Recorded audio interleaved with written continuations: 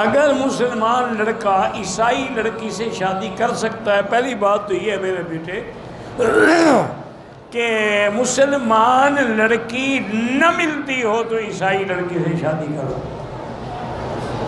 اگر مسلمان لڑکیاں گھروں میں بھری ہوئی ہیں تو تم عیسائی سے شادی کرو، یہ ناجائز ہے۔ دوسرا، عیسائی لڑکی سے شادی اس وقت جائز ہے جب وہ دین عیسیٰ پہ ہو۔ یہ موجودہ گاؤں میں جو عیسائی ہیں یہ تو کافر ہیں، عیسائی تھوڑے ہیں،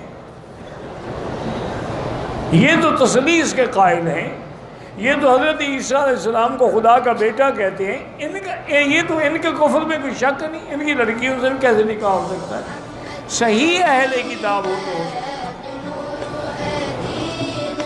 من مكة حبيبي نور سطع المدينة